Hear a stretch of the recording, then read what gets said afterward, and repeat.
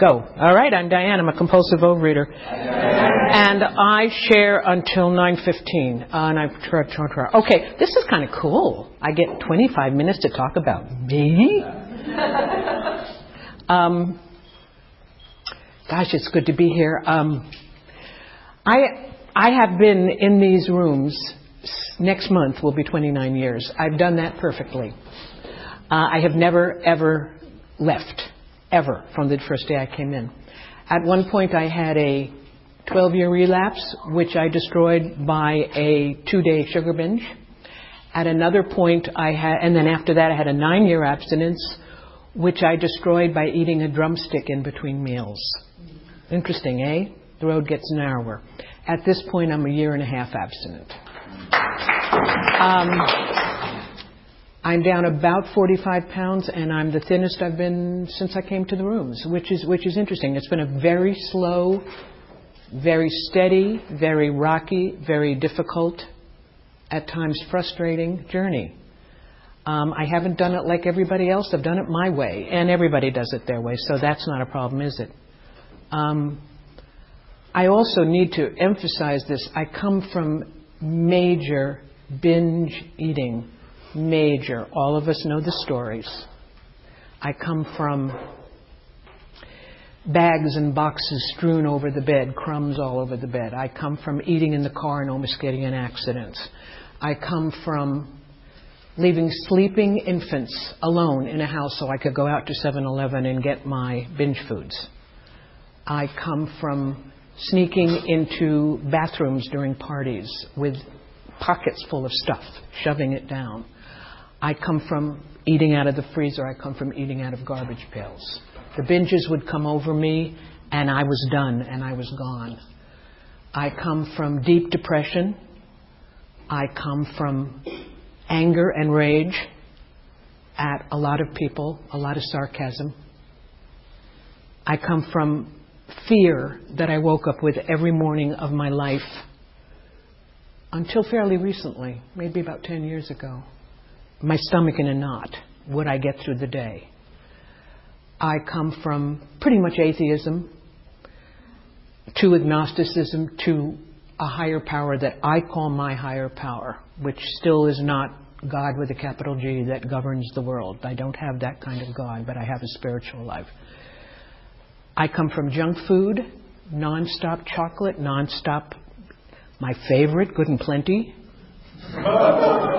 The reason I wanted to go to the movies was so I could get my Good and Plenty and my popcorn. I mean, was there any other, of course I'm a movie buff too, so I don't even know why I said that. But the bottom line is I come from crap eating to totally healthy. I love salads. I love salads. I do. I love the crunch of them. I love the healthiness of them, the freshness of them. I love yogurt. I love tofu. And this is the truth. I love my food, by the way. I have not given up food as pleasure. It's very pleasurable. But it's all healthy stuff. And slowly but surely, it lets me lose weight and become a nicer, better person. So that's been the journey for the 29 years. That's the arc. My weight has always been a problem to me. I remember feeling fat about 5 or 6 years old. I remember that. My first diet was probably... I come from major dieting. Okay, I mean, I'm 71 years old. There is not a diet in the last 50 years, 55 years that I did not do. Usually the first time, successfully, until of course I put the weight back on. 50 pounds off, 60 back. And the second time, for a little while, until I couldn't do it again, because it was kind of like asking a whore to believe in virginity again, It had not worked. See, I knew that I had put it back on, so why was I going back to the same place? Well, maybe this time it would, right? That magic thinking, this is the day, this is the first day of the rest of my life when I'm going to finally be on the path that's going to let me take off the weight, that's going to make me thin, that's going to make me happy, that's going to make all my dreams come true. That was the thing I woke up with every morning. I woke up sometimes happy because I'd made it to day 2 or day 3 or week 7. And then I'd wake up the next morning hating myself because why couldn't I? What was wrong with me? I had this great brain. I had gifts. I had a, well, so-so family. Bless them, they tried. Before he died, I made total peace with my father and amends. And all of the stuff that he did do. He couldn't help it. He just kind of wrecked me from men for much of my life, you know. But before he died, I made my amends to the things about him that I had done wrong. Usually in retaliation, but, you know, it doesn't matter. We make amends. And he died, and we were close when he died, and I loved him when he died. And I didn't love him almost all of my life. My mother was drawn into a lot of arguments in the house between my father and my very difficult sister. She died of our disease in 2005. She was 315 pounds on the coroner's table. She was a coke addict, she was an alcoholic, and she was an overeater.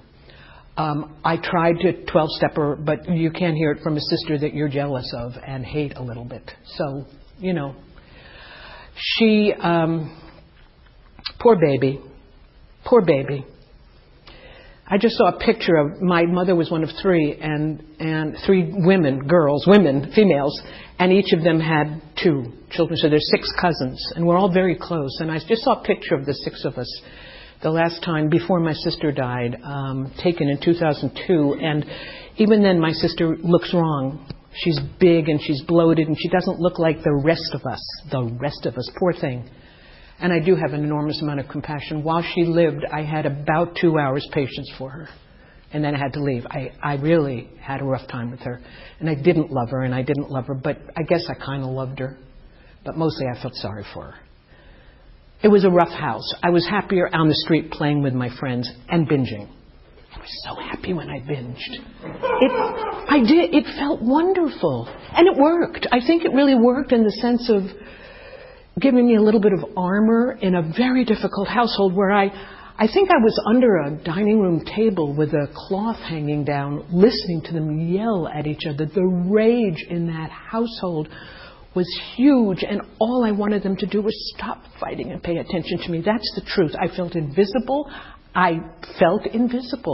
Hello, I'm here. Nah, nobody. I put my arms up to be hugged. Nobody picked me up. That's my remembering. Now, I think probably that's a little dramatic, but that's what it is. It was a very, very difficult time. I binged. I worried about how I looked. I think I've said this before at this meeting when it was back in the log cabin, that I used to be very self-conscious when I'd have a lover, so I'd back out of the room so they didn't see my butt, you know, because somehow I had fooled them into thinking that except for my butt, I was okay. I mean, what could I do to make them want to pay attention to me and love me? I was very promiscuous for quite a while. That only lasted about 5-6 years, thank you, God. And it was before AIDS. Aren't I lucky? Anyway, I did diet. I have 2 children that I adore and who are lovely, wonderful human beings and marvelous specimens. And I raised them pretty much alone because their father, who I had divorced 18 months earlier, died. And I raised them alone, and I supported them alone, and that was a lot of the stomach-churning fear. And I ate. I was the heaviest probably ever in my life right before I asked for the divorce, because it was a horrendous thing to do with young children. They were 6 and 8. I walked into the rooms the first time in 1983. It was the Beverly Hills meeting. And I walked in and I heard the God stuff and I left.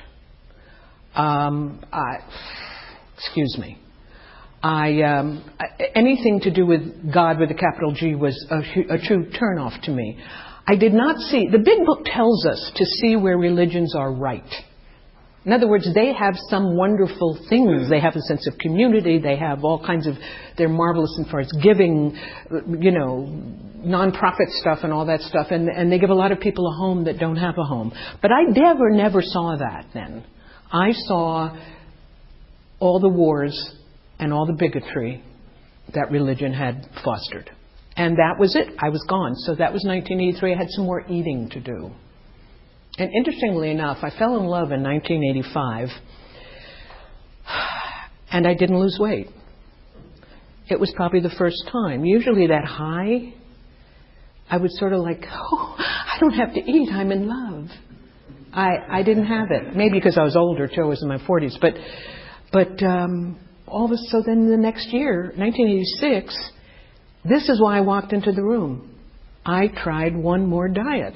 Have you given me the timer yet? Yep. Oh, how wonderful. I tried one more diet. I don't remember what it was this time. It was Pritikin, Stillman, Atkins, Fen, pregnant things, shots, Optifast twice. I mean, all of them. Zone, okay.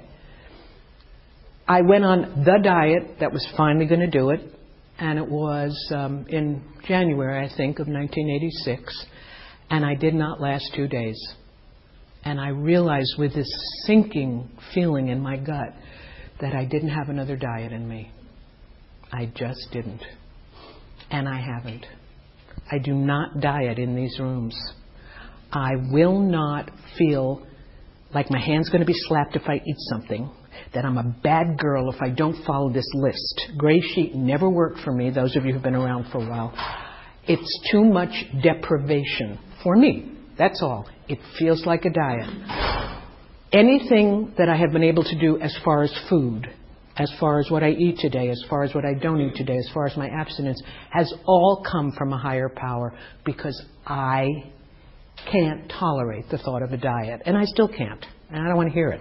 I don't want to hear it. I have gone to Weight Watchers a couple of times while in the rooms, just for the weight, because it's a perfectly decent nutritional thing, except when they say you can have unlimited amounts of anything. There's no way that you can tell an addict that they can have an unlimited amount of anything. I'm sorry. I will overdose on Brussels sprouts and fart for the rest of my life, probably.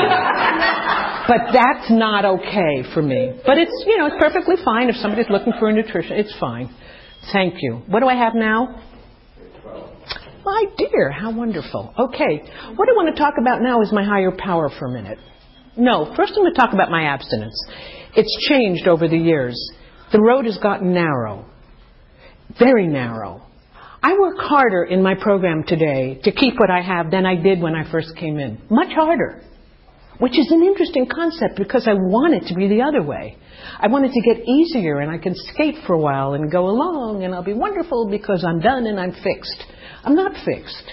My disease, which was a very strong voice in my head for so many years. Binge, eat that, that'll taste good, that'll fix it, you'll be good, it'll be fine, who cares? All those wonderful voices. It's not loud like that anymore. It's much more subtle. It's a little tiny whisper from this little shoulder into this little ear. It's not anything like it used to be. And it's devastating because you know what? We can have 55 years of abstinence and one bite will take us out. It never goes away. That much I can tell you. It never goes away. We may not coast. It just doesn't work. So the abstinence I used to have was, I was struck abstinent December 22nd, 1995, because I was reaching for yet one more piece of candy from some Christmas party at something. And this little voice came into my head and said, if you eat that, you will never recover. And I mean it. It wasn't an actual voice. It was just the gut. And I put down the candy, and that's that 12-year abstinence. Up till then, I'd been in the rooms 9 years and hadn't been able to have a back-to-back anything. I'd tried everything. Couldn't do it. So that was the first one, the sugar. So sugar is definitely out. Then my doctor said to help my metabolism, I should eat 5 times a day. And I said, oh, goody. That was exciting because I couldn't tolerate the hunger in between meals when I tried to shoehorn myself into 3 meals a day. I couldn't do it. I couldn't tolerate it. It's terrifying. I have a story that I've told at a few meetings. I am in my crib. I am a child. I am hungry every 2.5 hours. My mother, she's told me this story, is standing on the other side of the closed door, her fingers in her ears with tears streaming down her face because the doctor said it had to be every 4 hours. So she couldn't feed me until it was 4 hours. So I cried for an hour and a half. I am still that infant If I don't get fed right away, or let me say I used to, because I'm a lot better now. But the feeling is, if the waitress doesn't come quickly enough, if the food doesn't come quickly enough, if no one's paying attention to me when I'm doing this and trying to get somebody's attention, I get, well, enraged, but sad, lonely, quite sure no one will ever fix me. No one will ever take care of me.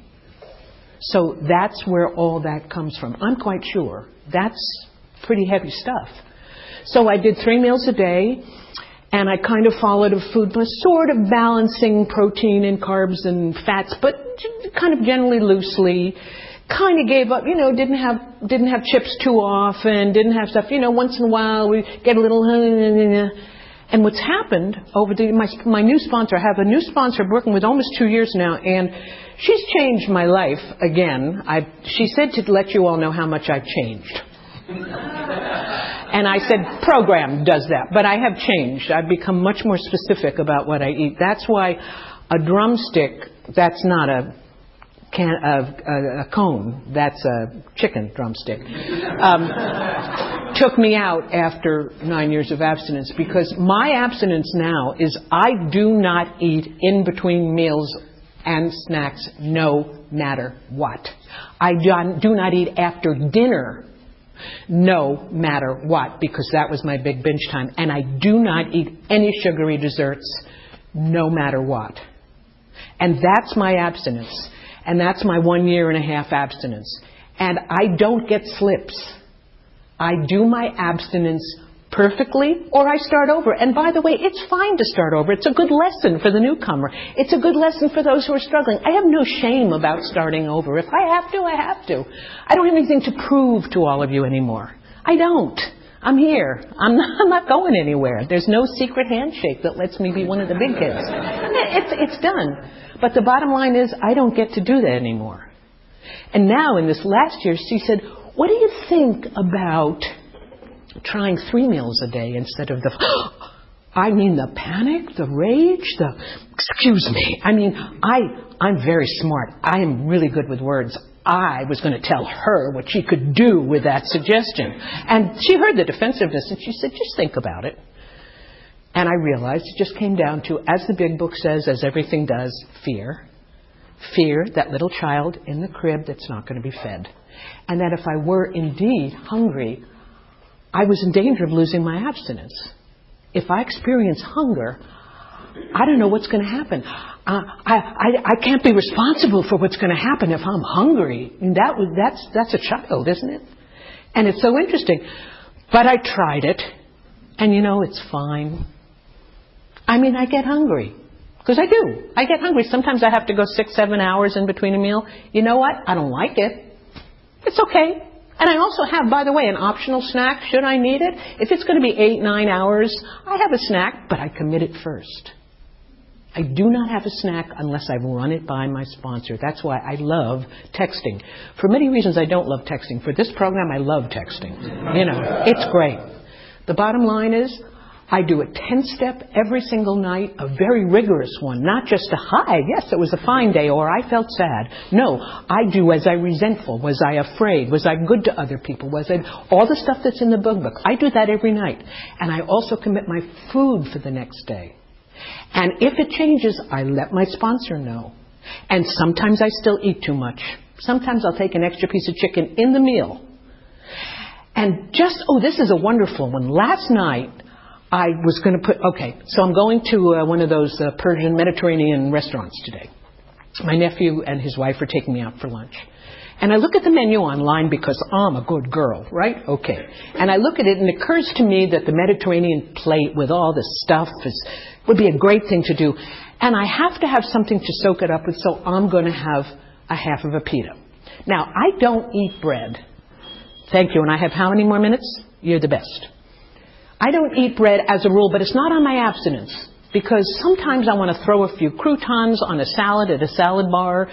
Sometimes I do a little, and it really is okay. It doesn't seem to have set me off. But I kind of know that if I actually have bread, it'll take me out.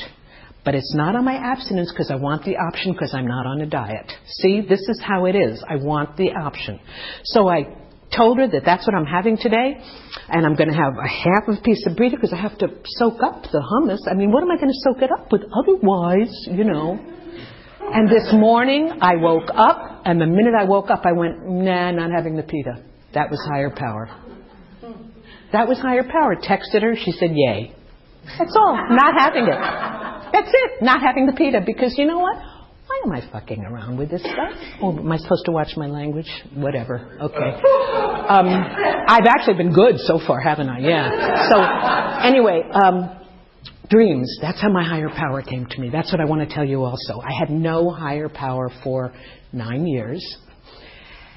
None. I tried. I kind of got the concept that I wasn't the higher power because obviously if I were, this marvelous brain of mine would have figured out how to get thin. And it just hadn't. It hadn't. So I said, okay, I give. So I'm not a higher power. Don't like the God thing. Not really good about that. But so I would kind of send things out into the universe. That's all. Just, I didn't have a universe that would embrace me. Just not it. If it's not in my head anymore, it's good. And that's about the best I could do as far as the 11th step went. Or step 2 and 3. And then it came to me in a dream. And dreams, I often wake up knowing what my higher power wants me to do, which is kind of astonishing. And I have this woman, female, anyway, don't have face, robed figure. For those of you who might have heard me, this is my robed figure. She embraces me. She picks me up. The little child that wasn't picked up, she picks me up. And she even picks up the grown-up me sometimes. And I have to make her a lot bigger when she does it. But that's just a mental image. She warms me. She loves me. She comforts me. She wants only the best for me. She approves of me. She gives me unconditional approval and love. Who doesn't want that in their lives? That's what I've been looking for in human beings all my life and never found one. This one does. It keeps me company. When I'm lonely, it keeps me company. When I have to go into a difficult situation, I wrap myself in her. This is this is in my head, of course. I don't actually have a cloak that does that. So it's wonderful. It came in a dream, and I've had it ever since. It's just a joy. And by the way, you may borrow it all you want. And I will tell you that this brain of mine could probably logically say, yeah, you just invented that. The way man invented God, you invented this higher power, and you're kind of bullshitting yourself, and you've made it so that you can stay in the rooms. And you know, that's a good logical argument. I don't care. It may even be true. I don't care. It's not important. It works. And you know, that's all I care about. I'm not here to prove or disprove the existence of God. I'm not here to settle the great arguments of the world. This is it. It works for me. I pray and meditate every single morning. I give thanks. Changes. I'm a nice person today. I used to think nice was the worst word in the world. I love being nice. I'm kind to people. I'm not angry anymore. I'm gentle. I love reading on acceptance and the last part, expectations. Oh boy, is that a big one. I don't expect things of people anymore. I take life on life's terms. Life is not fair or unfair. It simply is. It's neutral. It doesn't have emotions. It just is. And you take it. And I have 2 brilliant, wonderful, old-time friends, both of whom, one who just lost her 45-year-old daughter and one whose son, her 41-year-old son, is dying of cancer. I have those 2 friends in my life right now. I can't tolerate the thought of losing a child. It is absolutely unacceptable. What can I do for them? I can grieve with them. I can listen to them. I can hug them. I can love them. I can't intrude on their grief. I can't fix it. I can't tell them they're there. It will be fine. Bullshit. It will never be fine. And that's life. And you embrace it, and then you don't have all this, oh, I'm disappointed. You don't have all that. You just go, that's how it is. And I have a higher power who takes me through, gets me through whatever life hands to me. I don't think that higher power controls who has cancer. Why, hello. I don't think that higher power actually has anything to do with what actually happens in life. It's here for me to make life tolerable. Thank you.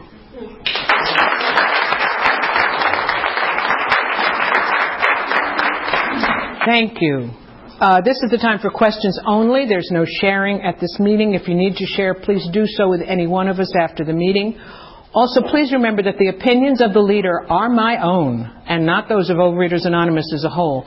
When asking questions, you need not identify yourself. Please remember, if you ask a question, your voice may be audible on the OA podcast. I'm going to be restating your question in case there's a problem. Who would like to ask me a question? Yes. I'd like to thank you very, very much. What's your name? Carol. Hi, Carol. Did you expand on how you... Would I talk about how I've let go most of my rage and resentment?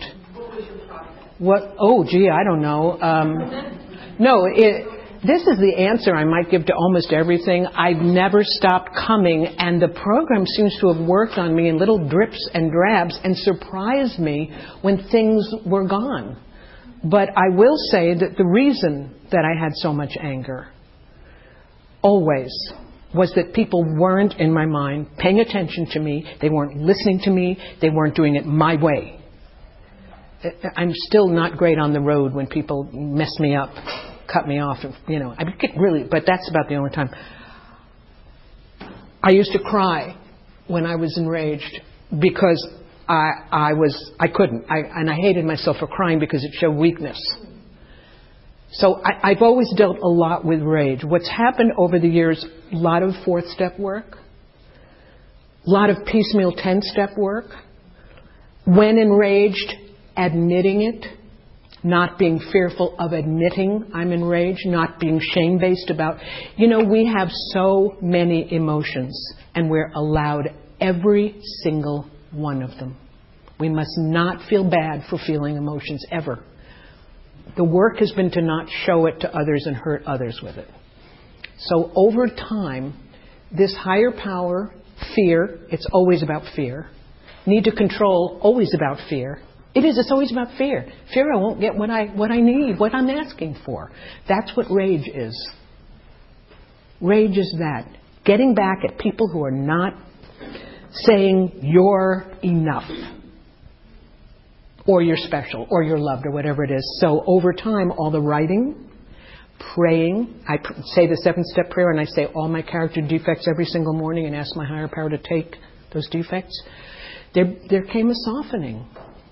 I can now be in a room with somebody who's enraged, even at me, and what happens is I detach in that moment and go, they got some pretty messed up stuff going on right now. I'll wait till they finish, and then I'll say, I can't hear you when you're yelling at me, but if you have something you'd like to say to me, I'll be glad to listen.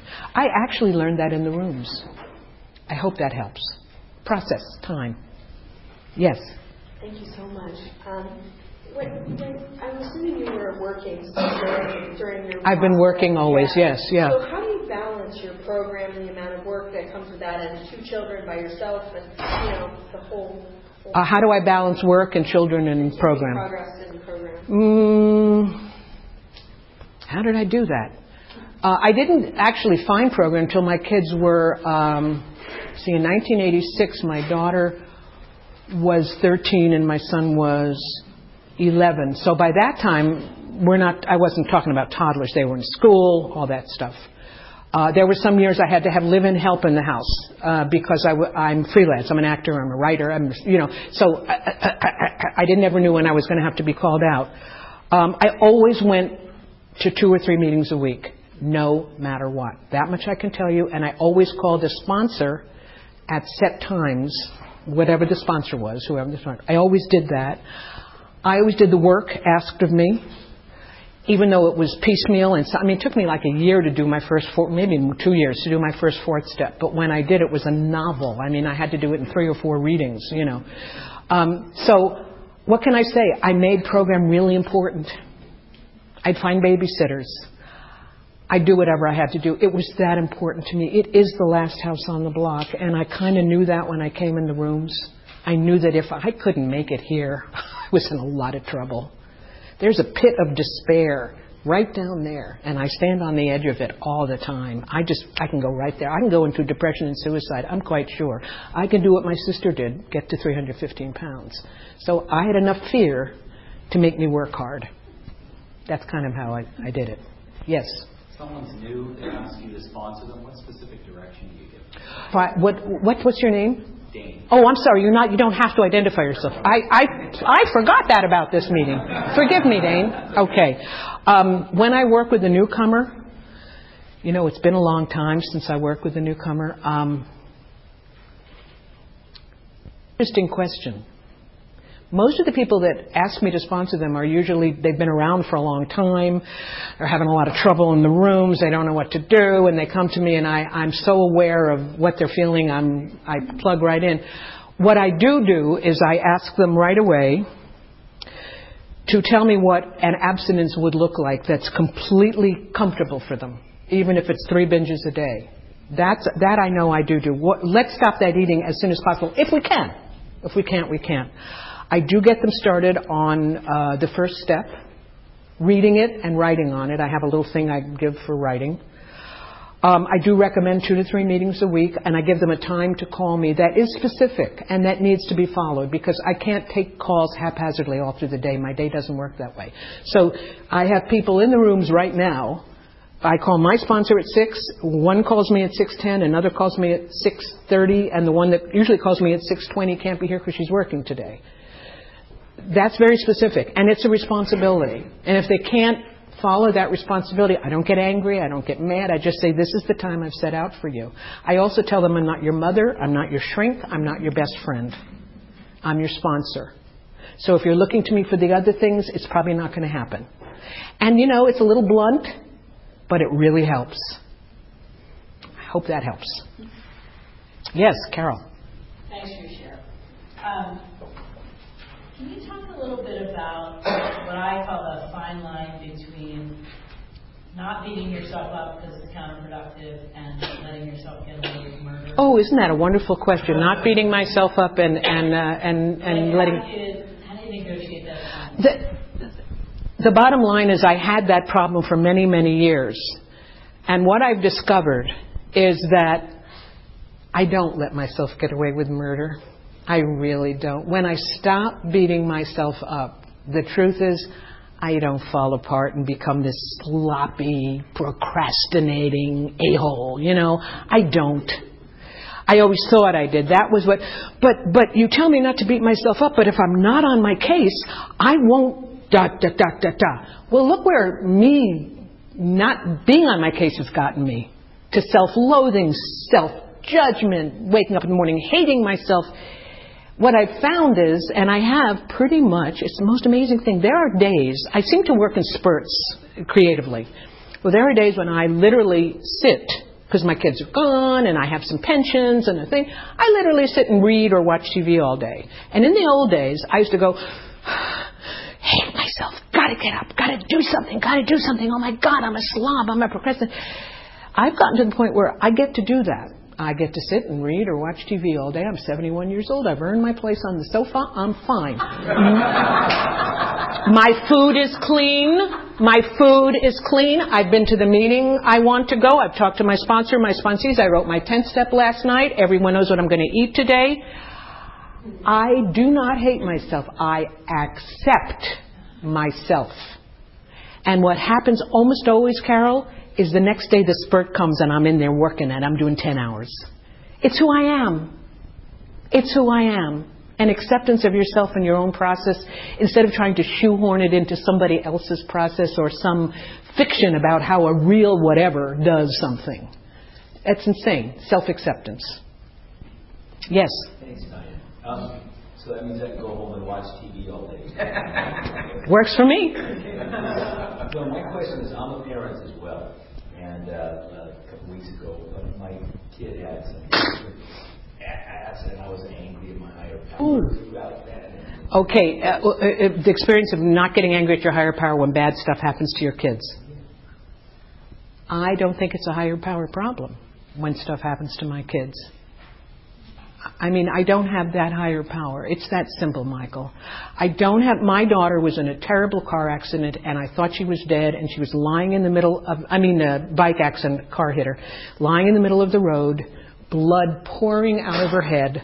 I was called out of the house. I came there and I went, I'm never going to recover from this. My daughter's dead. I went right to myself, needless to say. It was before program. But okay. And then I went, wait, maybe she isn't dead. Let's call, okay. I never thought God did that to her. That's not the God I have. See, if I had that God, what do I do about the Holocaust? What do I do about people who die way too young? What do I do about starvation in Africa? I don't have that God. And that's why it's such an easier journey for me. It really is. It's just an easier journey for me. I think that's called life. Some people are taken before their time. Some children get sick. We all die. That's my answer. That worked for me. Because she got better. But then my hero said, what if she wouldn't have done? Oh, yeah. No. I hear you. I got you. Yes. Along the same lines, thank you for your share. When you talked about life isn't fair or unfair, life just is, I think, surrender, right? How do you differentiate surrender from resignation? What a wonderful question. How do I differentiate surrender from resignation? Resignation sounds passive and giving up to me. That's like, okay. And my thing is more, okay, that happened. Next. It's kind of the serenity prayer, if you think about it.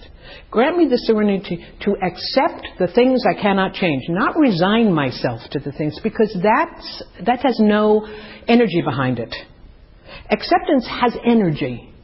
It really does. It's like, I don't like the fact that this is happening. What can I do about it? I go, nothing. I can't help it.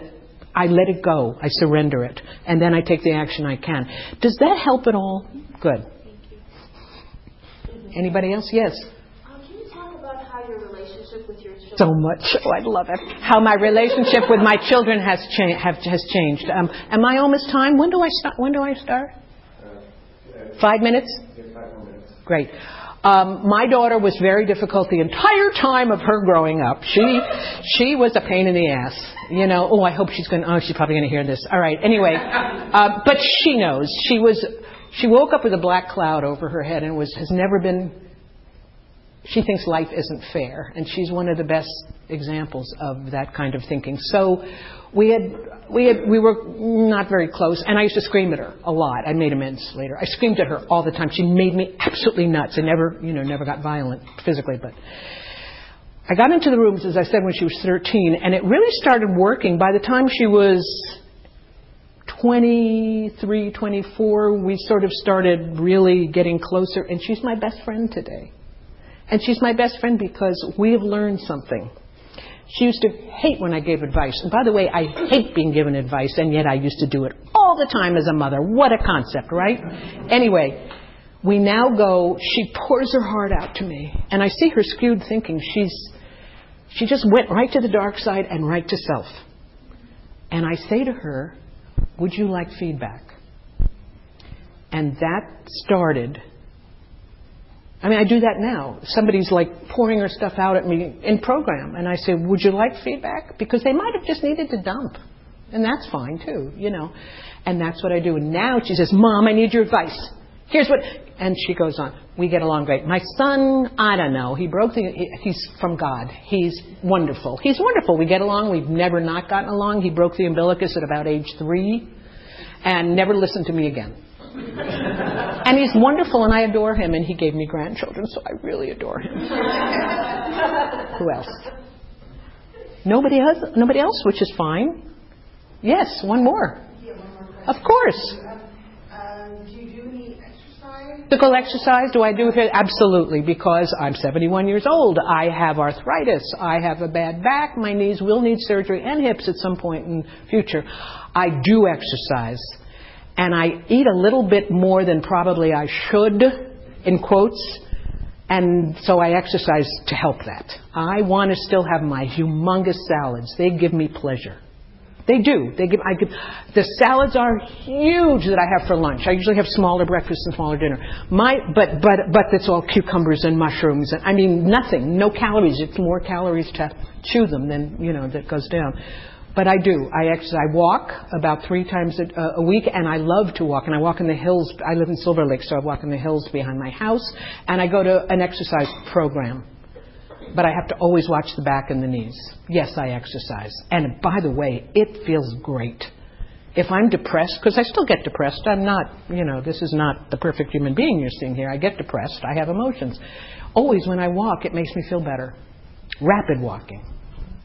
Yes. Yes.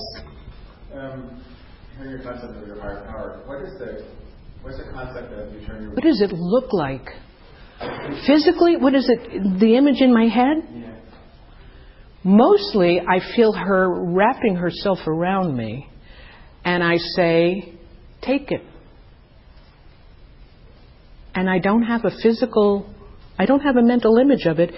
It's just having said it and having her be there. It's like it's absorbed like a sponge into her. So I don't have to anymore. It's the most amazing thing, this higher power stuff. It really, really is. And this from an atheist.